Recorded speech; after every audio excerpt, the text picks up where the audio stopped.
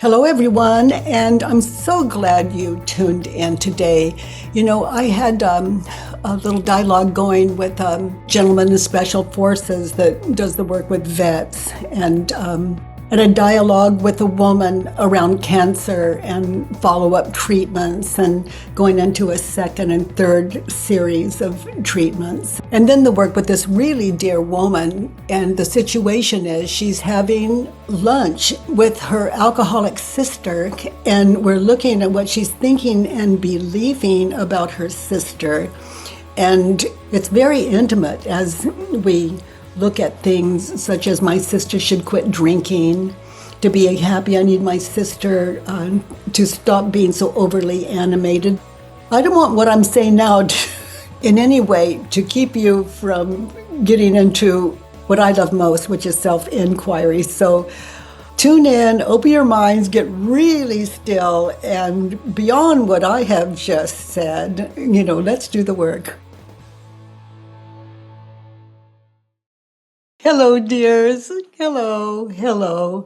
I was thinking as I was listening to the music and looking at your beautiful faces, and I was thinking of one of my grandsons when he was just a tiny little guy, and I would say, "Oh, honey, you are the apple of Grandma's eye," and he. Just learning to talk, and he would look at me and say apple, apple. So I guess apple. Oh my gosh. Okay, so much for that one. But I just can't help it. Just can't help it. Oh my goodness. I love this community so much. Those of you new today to the work is what we refer to when we are referring to self-inquiry.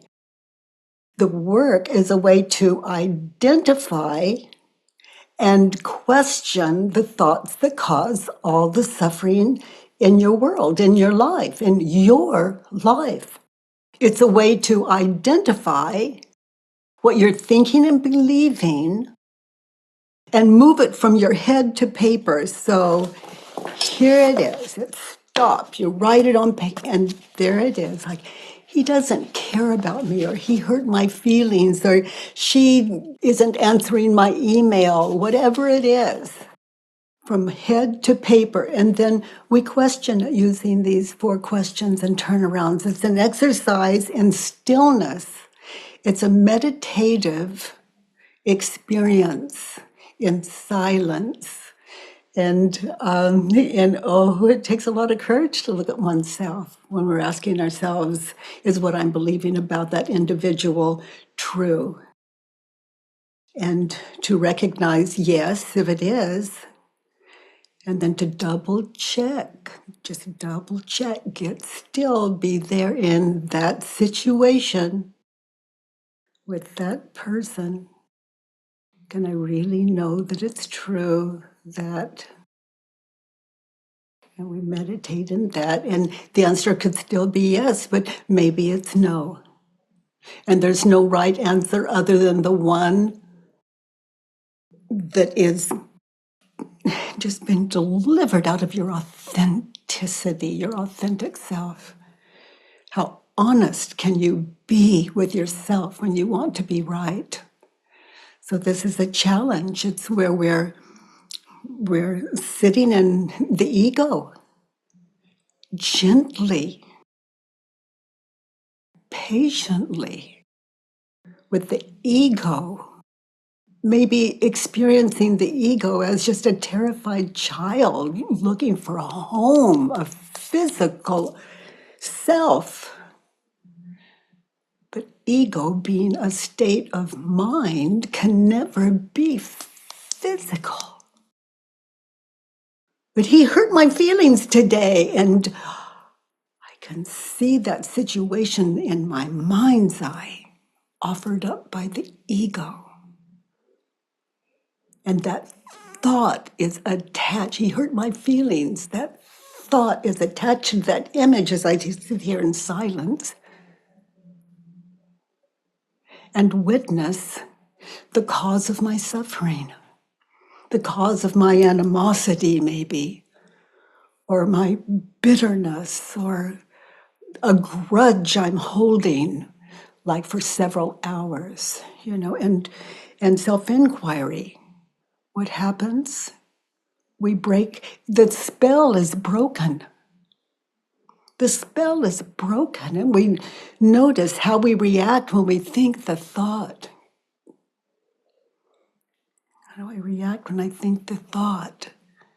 What happens to my attitude, et cetera, et cetera, et cetera. So rather than just saying any more, let's Molly, you have a question. Hello. Hello, Hi, hello. Katie. Hi. When we turn that around, it's oh hell. Hello. Oh, hell, here you are. Thank you for talking with me. I've attended so many of these and I've never raised my hand before, so I'm a little Oh, nervous. thank you for popping in, honey. Yes. I have a question for you. First, I just want to thank you for how much you've helped me over the years. Oh my, Um, sweetie. Oh, honey, that is music to my ears. Just thank you. Thank Thank you. you. It's a life worth living as I hear that. It's a beautiful thing. So your question. So I'm dealing with a breast cancer diagnosis. It's my second, and this time it's been um, it's been a long 9 months of treatment so far. Oh, sweet. And I just found out yesterday that there's going to be more treatment, and Mm, that it it was unexpected. Um, that I would be continuing on now for the next, well, probably the rest of my life, right? And at least for as far as they know, every 3 months I'll be getting a test to see if the cancer has returned. And my question for you, I've had it. I wanted My thank you of earlier was in part because as I've gone through these past 9 months, I've tuned into these calls, and hearing everybody's questions and your work with them has helped ground me every time. But now, my question for me personally is sort of I'm not sure how to do the worksheet with cancer.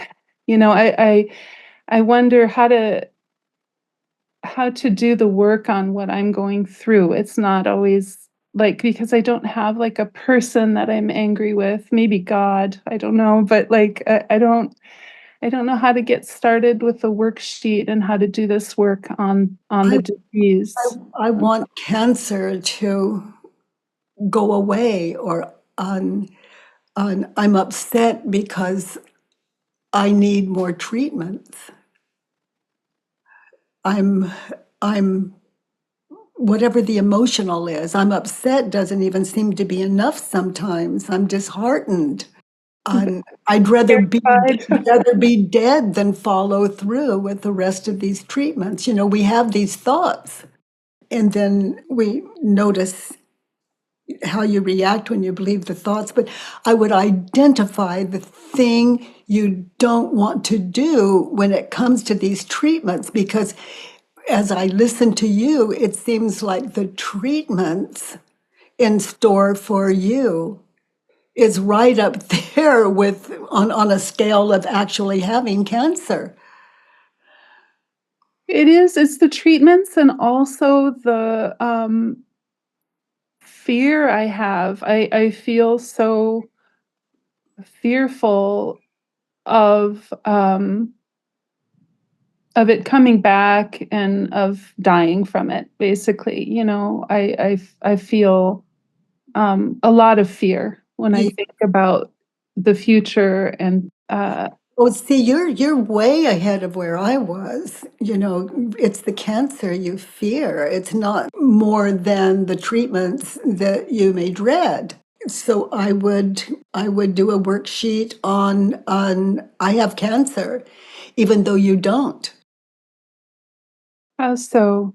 Well, you're Put yourself in the position of where you when you were diagnosed as having cancer, and what you were thinking and believing in that situation when they told you you have cancer, and then your ego flipped into all of the so many of the things that you've heard about people having cancer and dying from cancer and suffering from cancer, and you see that as your future. That's what the ego offers up. The doctor, gives you that diagnosis, and I would sit in the situation, in the most find that situation that just is like, oh my God, the hell I've most dreaded, for some of us, and whatever it is for you. And the doctor says, the doctor told me at one time that not just one doctor, but there were 5 of them there trying to save my life with me in hospital. And there was nothing they could do. They were losing me. And it's like everything was failing: my heart, my liver, my lungs, everything. Were 5 things failing that they couldn't stop, didn't know how. And they were all so concerned, so worried, because my doctor loves me, and they were all taking that on as much for me, for her, as me, but as I saw it. And there was one person in there that had no problem with it, and that was me. Why? Because I have no fear of death. Why don't I have a fear of death? I have done this work, and I can see that death is a state of mind. And I don't say this lightly, just like fear is a state of mind.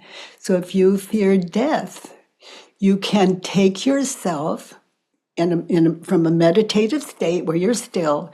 You can take yourself to that place where they're unable to heal it. They've tried everything. You're dying of cancer.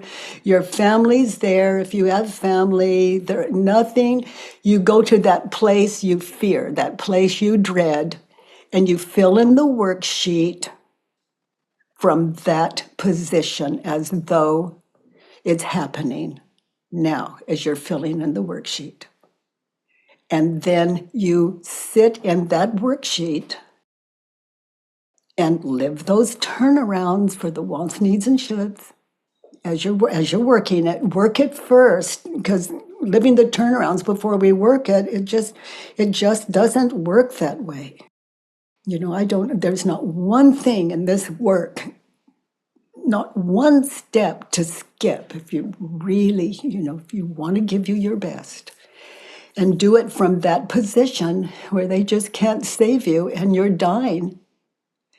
And 4 questions and turnarounds with everything you filled in on your worksheet. Lovingly, patiently, with an open mind. In my world, that's what sickness and disease is all about. Here in Earth School, it's setting ourselves free from what we imagine to be true about this body, this body we call ours, and the world. And it's you're in a position on of having experienced cancer and it being healed, and the fear of it coming back. And so just bring it back on that worksheet and take it to the end of what you dread most, what you fear most, and fill in the worksheet from there. And that's if I ever had a trick, I don't have another word that's available. But if I ever had, what is the trick to life? I just gave it to you. And why do I say it's impossible for me to die? So many reasons, but when you go to sleep at night and you're not dreaming,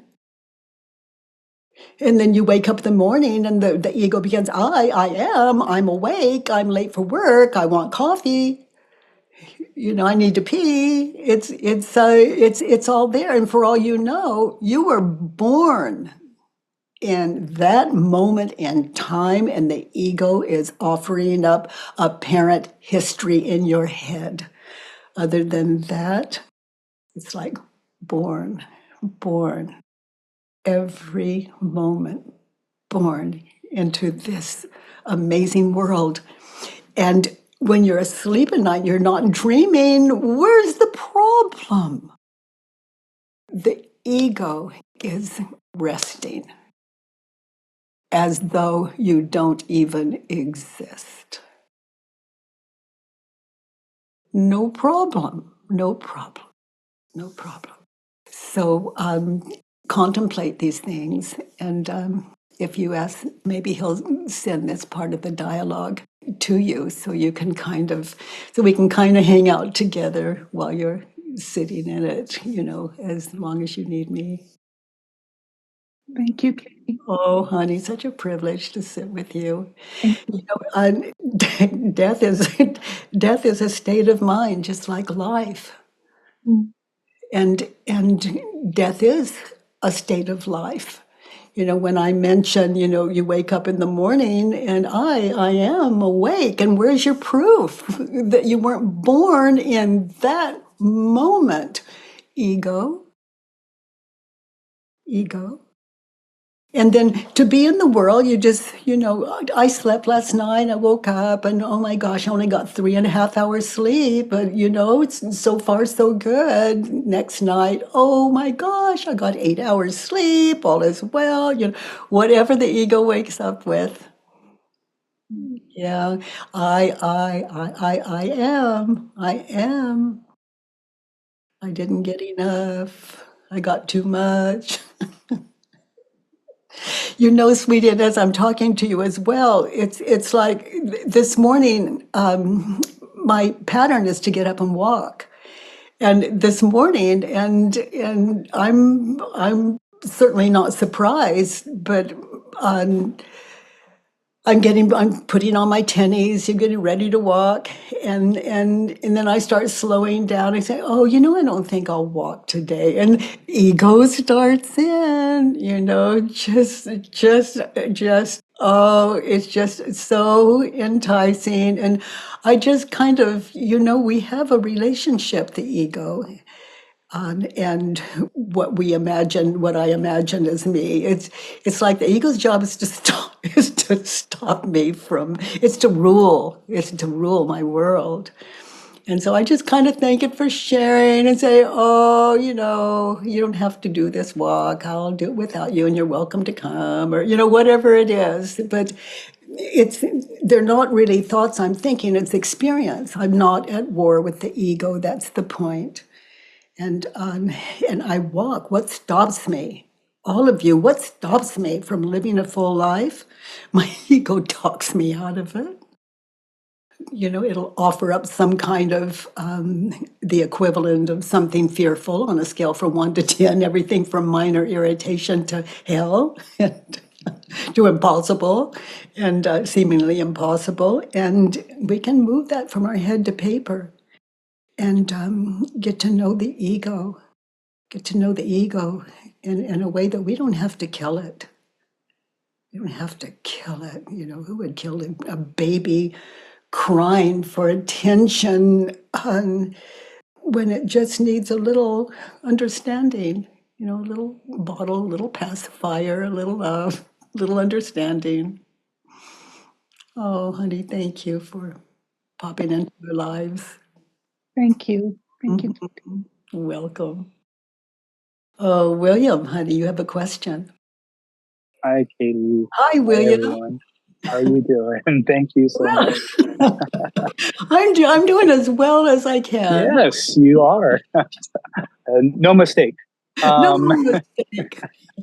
So my name is Bill. and I'm a clinical social worker, and I work with suicidal veterans, and I Oh, facilitate the work. hi. Oh, thank you for that. Yeah. A lot of my work is facilitating the work with them. And I wanted your advice on just veterans or just people who absolutely believe that they are bad people. And there is no, it seems often that there's no facilitating them to see the truth. So are you saying Yeah. they're feeling guilty? Oh, Is absolutely. Yeah. It's like, yeah, something happened that should not have happened, or something didn't happen that should have happened. And yeah. the belief that they are absolutely, they, Irretrievable. they are irretrievable, and there's no facilitation that I can do often sometimes to help them see the untruth. Yeah. Yeah. Well, assuming you've done your work, you're qualified to, your own inner work, then you're qualified to sit with them and take them where I'm about to share with you when I'm working with veterans. Okay. I take them into that place that horrifies them, that place they feel so guilty over, even though there could be like many incidents. I take them into one that the trauma really. Mm-hmm. And I take them into that time and place. And I fill in the worksheet as they give me their thoughts. I fill it in one belief at a time. I don't have them do it. And they can see I'm moving their words to paper, not mine. And in that situation where for example, where you're throwing the grenade, after Mm-hmm. hearing, this group of the enemy, that it's your job to annihilate in Mm-hmm. as your job, and to fill in, and let's say he threw it or she, then it's you fill in the worksheet from that situation that was in their head Mm-hmm. just before they did the thing they think they didn't want to do, Mm-hmm. the thing that went against them. Mm-hmm. However, they have vowed to do their job, they have committed to that. Okay. So it works. It works. Mm-hmm. And well, of course, the worksheets filled in, and then you take them through. You don't leave that situation. As you keep them anchored in the situation, you question one belief at a time on that worksheet 1 through 6. Okay. And it's extremely radical because you're taking them into the trauma. Mm-hmm. But they've got the courage. If they got the courage to do what they did, maybe they wouldn't call Mm-hmm. it courage, but Mm-hmm. the courage to do their job, the one they committed to. Okay. And so many of them did what wasn't required of them. You don't know what you're getting into with anyone, but with veterans, it's they've got really powerful weapons that they're sworn to use. Mm-hmm. And oh, honey, I'm telling you, I'm so glad you popped in because I have worked so much with VA in the past, Mm-hmm. veterans, and within hospitals, and then veterans out of hospitals as well. But I've never known one that wasn't willing to take the trip. Mm-hmm. And Okay. but it is your connection with them that gives them the courage. Because if you have the courage to go there, Mm-hmm. and I get that you do, Bill, then you can take that trip with them and hold them in that situation. And Yeah. and if you have some kind of experience yourself, take you there Mm-hmm. first. And just to see, I wouldn't expect anyone I Mhm. work with to go where I'm Yeah. unable to go. Yeah. Yeah. So I'm a veteran of 35 years in the special forces. And my question to you is Oh, when I happy. and my question to you is when I facilitate the work with another veteran who's suicidal, do you advise that I bring in my own experiences of working with unworthiness and how I saw it, or should I not bring in my Oh, own? that's priceless. Okay. Your experience in Okay. self-inquiry, that's priceless because that's it's doing the work takes courage because you're up against something more powerful than bullets, the ego. Mhm. Yeah. Yeah. Very, very powerful. Yeah. Yeah. Yeah. Yes. Okay. Well, thank you so much. I love that you are out there so Yeah. much. I just, Thank I, you. I just, Yeah. uh, Well, thank you so much for sharing your wisdom. yeah. Yeah, I really appreciate that, and so do Mm. lots of other people that I work with. So thank you. Oh, thank you, William. Mhm. Oh boy, you guys are killing me. Guther, you have a question? Is that Hi, Katie. Guther? Is that how you pronounce your name? Gauthier. Guther. Gauthier. Yeah, it's okay. It doesn't matter. Someone named me. I didn't have a choice. I guess I did, but I've stayed with it. I'm so happy to talk to you. And I have one question. Uh-huh. Um, in one of your books, you speak about, I think it's um, I Need Your Love. Is it true? You speak about a child in ourselves that we need to love.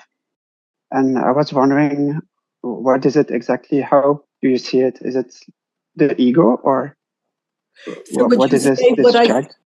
you say that I speak about loving the inner child as an Yeah, ego? yeah. So, Yeah, and the ego is just looking for a home. The ego is a state of mind. And it wants to be something like physical. And it can't be a cup because the cup doesn't have motion. So ego isn't gonna, it's not in Earth School. It's of service to Earth School. But the ego, that state of mind, is I can't do war with it because it would win. I can't stop my mind. I can't take my brain out and talk to it and say, or threaten it or anything. It doesn't, it just goes, it would be laughable.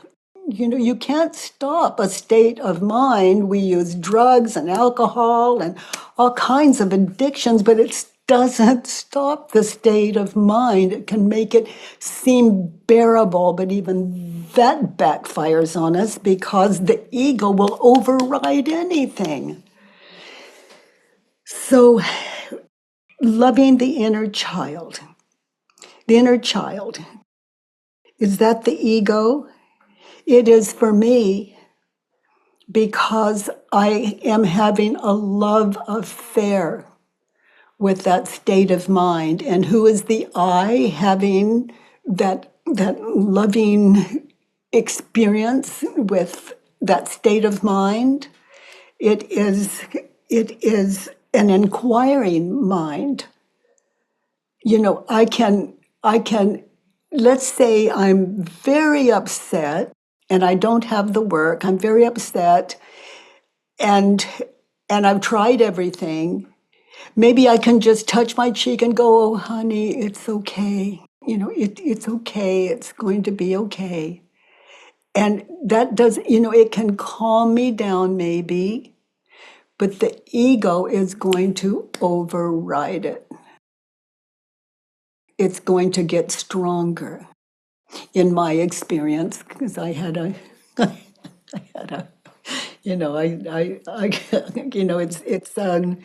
it's a trance, a hypnotic trance.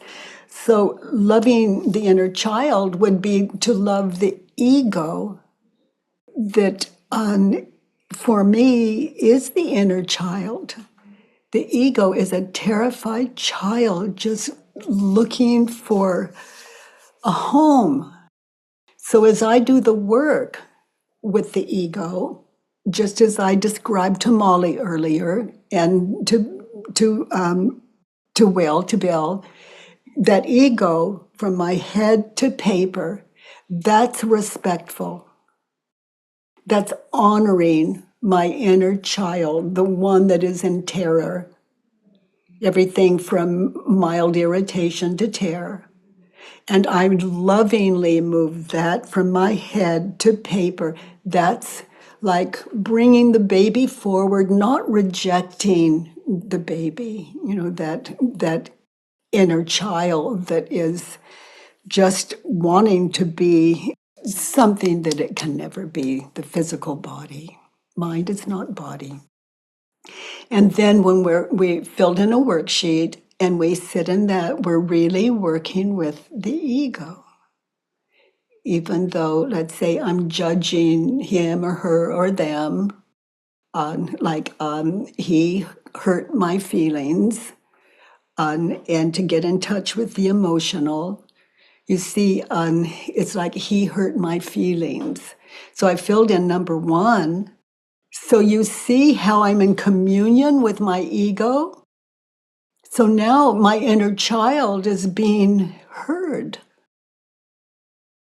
respected, not shut down and argued with, and there's no war going on. I'm moving it from ego from my head to paper as I fill in this worksheet. It really is love making, and it takes courage. And then when I question it, and here's why I'm taking so much time with this, Luther, it's when I question, and I've completed that worksheet, eventually, my mind, that inner child, the ego, sees I'm not trying to kill it. That's acceptance, it's understanding. And once the ego gets, I'm not trying to kill it, it can rest and has rested in my heart. The ego is looking for a home. It wants to be physical. I am Byron Katie. I am. Okay. But these 4 questions and turnarounds, the ego can never be this body, but it can find a home in itself, the heart. That's all it's looking for, the end of war. And it rests here. So now there's not 2. There's not the ego in me. There's not 2. This is non-duality. I am. It seems. No war. Maybe you've heard the expression, the war with the self. Well, I just described to you how to end the war with your inner child. Hey, thank you so much. You're It's very very welcome. clear. In my world, the ego has the last word, and that last word for me is, "Oh, honey, I left you out. I'm gonna, let's look at that together." And I move it from my head to paper, and we've got a thing going on where we're not separate. Mm. Thank you, Gudha. Thank you so much. Bye-bye. Bye-bye. Aaron. Hi, can you hear me? Yes. Okay. Yes. Oh, awesome. I have an example that I'd like to work through. It feels a bit petty. Oh, the ego, Yeah. sometimes the petty is all powerful and not so petty, and what seems so petty. So I tried to work through the worksheet with this, and I think I'm so familiar with my own scenario that maybe it's not working very well. So should I just tell you the Read number one. situation? Yeah. Read number one, Okay. and then give us the situation. Okay. I'm angry with my sister because she puts me in a bad situation when she drinks, and I just don't like her very much when I have to be around her when she drinks. Yeah. So, and the situation? The specific situation that caused me to The situation in your mind's eye when you're filling in the worksheet? like she shouldn't drink. Well, you're angry at your sister because she puts you in a bad situation when she drinks. Okay, so anchor in a situation in your mind's eye where that's exactly what was happening. She's Yes. putting you in a situation and she's drinking and you're there. And Yep. yeah, so where are you? Are you in her home, in your home? Are you out in public at a coffee shop? We're in public. She's being reactive and mean to me. And where are you? We're in a restaurant and she's being reactive and mean, Okay, repeating stories that so she's slow it already told down. me. So slow it down. You're in a restaurant, and are you sitting at a table or in a booth? We're sitting at a table. You're sitting at a table, and when you look at the tables around you, are you somewhat in the middle or off in the perimeters? Notice. We're in a restaurant bar and our table is close to the bar and there's some other tables that are around us. Okay, and it's just the two of you. Uh-huh. Okay, so now you're anchored in the situation. Okay. All of you, when you're filling in a worksheet, stay anchored in the situation. See it clearly in your mind's eye. The time, the place, the person, the people, and Okay. anchor there before you even fill in the worksheet, because that's how you fill in 1 through 6 on your worksheet. Anchored there. Okay, so she puts you in a bed, and she's been drinking. Mm-hmm. Okay, she puts you in a bad situation. Is it true? I feel like the right answer is no. Okay, Because I feel like okay. So this is. I'm so glad you raised your hand, Aaron, because you're doing what a lot of us do when we start. So anchor there. Look at her. Hear the level of her voice. Is she? Is just look at her. Now look at the people that maybe you see she's offending or drawing their attention to the two of you. Okay, she puts you in a bad situation. So the answer, all of you have to be there in that situation to answer these questions honestly, because they're shown to you. She puts you in a bad situation. In that situation, she puts you in a bad situation. Is it true? And the answer, no. oh, okay. So now, I'm putting myself in that situation. okay. So I'll ask you again, and feel the no. This is an exercise in stillness. It's either yes or no, and stay anchored. Be there now with her. She puts you in a bad situation. Is it true? One word.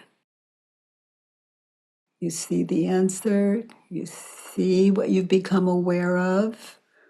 What is true for you as you ponder in that situation? She put you in a bad situation. Is it true? No. So feel it. Notice the difference. No more rhetoric. You've just answered the first question. And feel it. Now notice how you react. Notice you're emotional. Notice what happens. Notice how you treat her. Notice how you treat yourself. Notice, become aware of as you anchor there now, how you react. What happens when you think the thought? She's When put in I a bad that situation. I'm judge, jury, and executioner, and I know, like, so I don't drink, and I think that's part of the issue is that I can't. I know that is not good for me. That is not something that I do. So then I get really judgy about her, and and like in my mind, I know that separating us and being anything besides a person among people separates me from God. But getting it from my head to my heart has been impossible. Well, we're just anchoring now, seeing why it's not possible. Notice your attitude toward her when you think the thought, she puts me in a bad situation and she's drinking and you're not. Notice your attitude toward her. I feel like she's. No, not I feel. Notice your attitude toward her. I treat her like she's less than. I treat her poorly. I make assumptions that I couldn't possibly know the answer to. I treat her really poorly.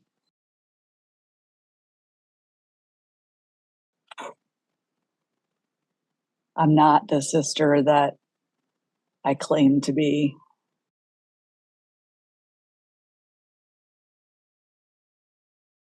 So just be there now and look at your sister without the thought, she puts me in a bad situation, because we already see it's not true. Look at her without the thought, she puts me in a bad situation.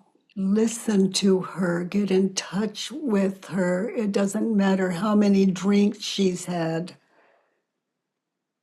Look at her. It doesn't matter how outlandish.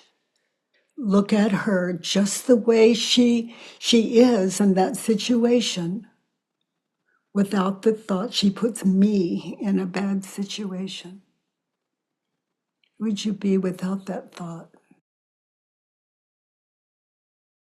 I mean, you're there anyway. Right. You can afford this. Right. So close your eyes. Be there now without the thought, she puts me in a bad situation. Listen to her words. Look at her actions. Look at her. Maybe she's ordering another drink, hasn't finished the one she's got. Listen, is she loud? Is she obnoxious? Or is she just tipsy? Is she just, notice without the thought, she puts me in a bad situation? Yeah, she's just animated. And Now I look guess it. and look around at the people sitting in tables near you, or the waiters, people passing by or near, without the thought, she puts me in a bad situation. I don't know that I would even notice them. I don't think they notice us.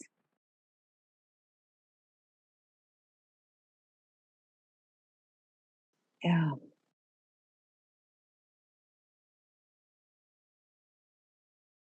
You Now know, go the back to, waiter's happy. So go back to how you react when you think the thought, she puts me in a bad position. Let's toggle back there again.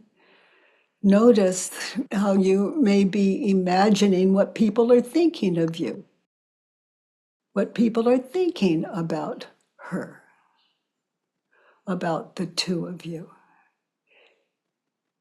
And when we look at who would you be without the thought, no one is, Yeah, they're not.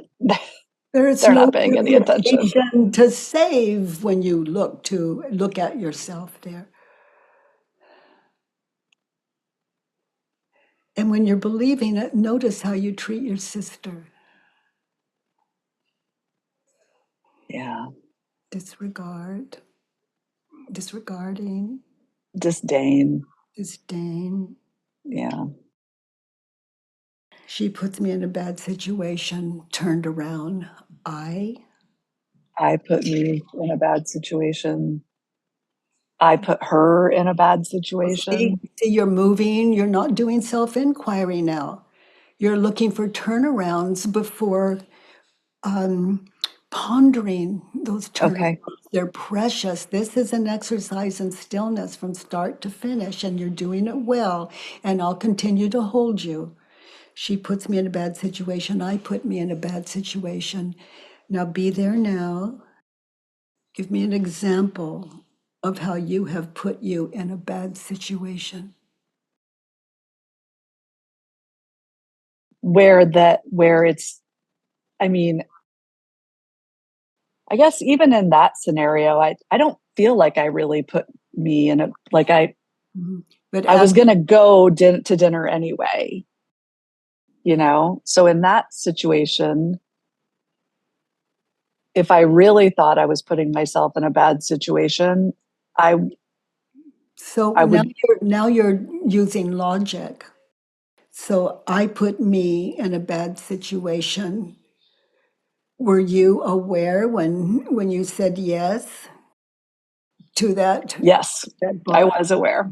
Your I was aware. sister, chances are the alcohol's Yep. right there at the bar. Chances Yep. are she drink. Yep. Yes, I was aware. You see the difference between sitting in those turnarounds and what you were guessing at? I mean, not that what you were saying wasn't in some way correct, but in this work, you deserve to be aware of what you will hold all the days of your life, and that is you love your sister. Yeah, I do. She put me in a bad situation. Turn around, I put me in a bad situation. You said yes. Yeah. And knowing, chances are, Mm-hmm. and you didn't suggest another restaurant, or maybe you did, and you still agreed. Yeah, I've put up a boundary in the past where I don't spend evenings with her because I know this, So and I didn't. yeah, you put you in a bad situation you put you in that situation. And for you, it was bad when you look at your state of mind. It was Mm-hmm. like a setup. Yeah, yeah. You set you up and you set her up. Mm-hmm. You knew, chances are. And Yeah. by the way, everyone, if you enjoyed this podcast, please give us a 5-star rating and review on iTunes. It really matters, and thank you for that. I love that you join me every Monday, Tuesday, and Wednesday from 9 to 10 a.m. Pacific time at homewithbk.com. Let's do the work.